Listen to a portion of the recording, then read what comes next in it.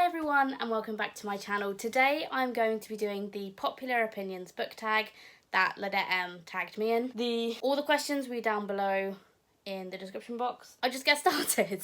So the first question was, what is a popular series that everyone loves that you love? And the first thing that came into my mind was one that I read recently, and that is the Frostheart trilogy by Jamie Littler. These are a middle grade polar fantasy and they're so much fun. This is a near perfect series. All of them got 4 stars and above, so I definitely love these. I think they're absolutely perfect for kids, and I think you could read them to them. It's perfect for kids to read themselves, and these took me basically one sitting for each book to finish them. They're super fast, amazing. Love them. So yeah, these are my series that everyone loves that I love. Next question is, what is an underhyped book that you wish got more love? Yes, that's what the question was. Now, I thought about this because I like a lot of books, but I don't necessarily know if they're underhyped or not. And then I was like, but I know a hyped author who I don't hear much about this book because I seem to be the only one talking about it. So I chose Neil Gaiman's The Ocean at the End of the Lane. Now, hear me out. Neil Gaiman is massively overhyped. I understand, but I always hear about Neverwhere and Coraline, but I rarely hear people talk about The Ocean at the End of the Lane, and this happens to be my favourite book of his that he's written, other than Good Omens, but Good Omens with Terry Pratchett. Again, for me, another overhyped book of his. And I love this one because it explores themes of childhood and growing up and weird. This one's weird, lots of weird things happen. So I really enjoyed this one. So if you haven't picked up this one, you haven't liked Gaiman before, I highly, highly recommend Ocean at the End of the Lane. The next question is an OTP or love triangle that you liked.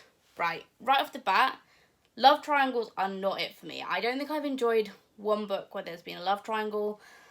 That being said, I'm not hugely into romance.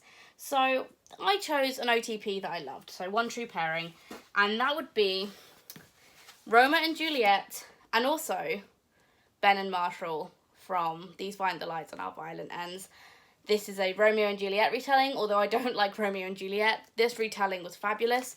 It's set in the 1920s Shanghai, and it's 2 warring gangs, and it's following Romeo and Juliet, who were lovers at one point, and now they're not, kinda. And obviously Ben and Marshall, heroes, love them both. But again, if you haven't picked these up because you're worried about the overhyped, they're much like they deserve all the hype and all of the love. Next question is, what is your favourite genre? Well, as you can tell probably from the bookshelves behind me and my calendar and my maps, my favourite genre is fantasy. It's the one that I will pick up most of all. I like the escapism for it. So, fantasy. The next one is, what is a popular genre that you'd like to get more into? So, for this one, I want to actually get more into science fiction because I've loved some science fiction in the past, but it isn't something I generally gravitate towards, and it's such a broad genre, sci-fi, because you can have space sci-fi, you can have dystopian sci-fi, you can have futuristic sci-fi, you can have utopian sci-fi. So like for me, I want to get more into like spacey sci-fi, I guess, because those are the ones I tend to have really, really enjoyed in the past. What is a popular character that you love that you think deserves more love is the next question. Now I have 2 for this. So first of all, I've got Cordelia Hatmaker from the Hatmakers and also the Mapmakers, because I think Cordelia is a wonderful main character. She's fun, she's a child, and she gets shit done. And people listen to her, and she just gets on with it. So I love her, and I love her interactions with Goose. I just think, yeah, Goose and Sam. I think the other character is Sam. But I love them. I love all 3 of them. But I think Cordelia as a main character is so wonderful. I think more people should be talking about her. But I also thought about Bree from Legendborn, because Bree goes through the absolute ringer in this. And I think she does it with such grace. And it's so wonderful. And she really comes out on top every single time, and she is 15. I believe she's 15, either 15 or 16, and she gets early entry into a college, and she wants to be part of this society, an Arthurian society. Super interesting. Love Brie. Love the way she overcomes all of her challenges.